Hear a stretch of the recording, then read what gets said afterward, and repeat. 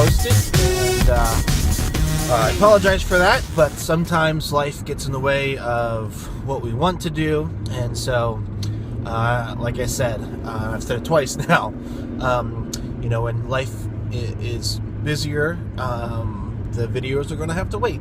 And so the last week, life was a little bit busier, and so the videos have had to wait. Even though I record them typically on my way to work in the car, and then edit them at night, I recorded a couple, but they just never got fully edited and became old and crusty. So just got rid of them and thought, well, we'll just start over again. You didn't miss a whole lot, so we went ahead and I just decided we'd start all over again, and so we're going to try that today.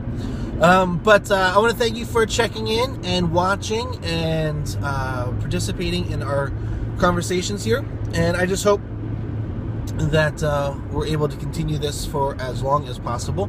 I'm definitely feeling like the daily stuff isn't going to happen all the time, but we're going to do the best we can with it, and mostly this is just for fun, and so that's it. If it turns into something more, then great, but it's really just for fun. So, but I know some of you are watching, and I appreciate that, and so thank you.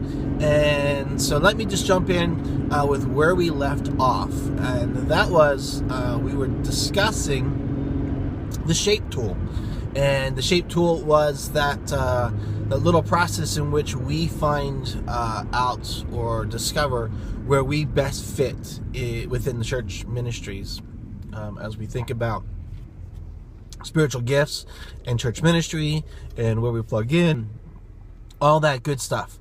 And so far we've covered S, which is spiritual gifts. We've covered H, which is our heart, what our passions are, what we love to do. We talked about A, and that was abilities. What are our natural abilities? What abilities have we learned that allow us to do certain things that might be unique and beneficial for the church and for the kingdom? And then we talked about, well, no, we didn't talk about it. This is where we are. We're at P, and P stands for personality. You have to consider kind of how God created you in regards to your personality, and whether you are outgoing or whether you are a little more timid or shy. Those things have bearing on how you've been shaped, and they have a say because it's part of who you are. And for some of us, we can't just fake it or shrug off a personality. For instance, as a kid, I grew up very shy. I mean, I was a shy kid. My brother, incredibly outgoing. Me, I had a handful of friends. My brother, he knew just about all of the neighborhood. School, again, I kept to a small group of friends, and he knew half the student body. So, what does that mean for us when we grow up? Well, it doesn't necessarily have to mean anything. It's just something that I've recognized, that my natural persona, my personality, is to be a little more sit back, a little more relaxed, a little more introverted, a little more waiting to see what others do. And so knowing that helps me to better understand how I can fit in ministry. And so knowing that those are my tendencies, there are certain situations where I have to go beyond my personality. I have to compensate for that. And the fun thing for me in this is, as a pastor, many times it's expected that the pastor is outgoing and social and talkative and kind of, walk up to somebody and strike up a conversation. And that is very far from the type of person I am. In fact, a lot of those things scare the bejeebers out of me. And yet, knowing that and understanding that, I have still been able to develop ministry that has been beneficial for the kingdom and for God, and ministry that really I've been proud of and excited to be a part of.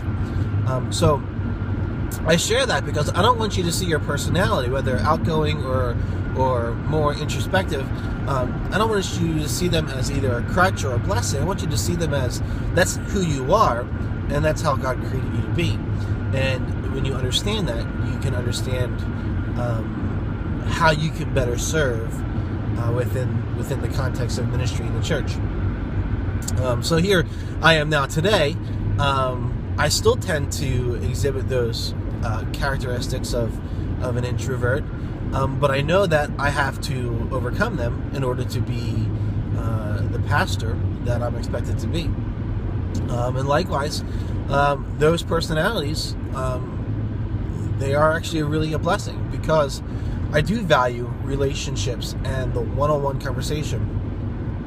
And so to sit down with somebody and spend time with them,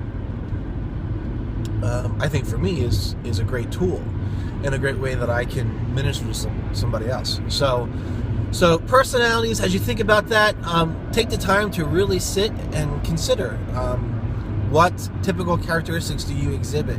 You know, are you an extrovert? Are you an introvert? Are you talkative? Are you quiet? And be aware of them and begin praying to see how they can best serve you as you look to minister within the life and the body of the church. So that's about it for today. Personality, we've covered that.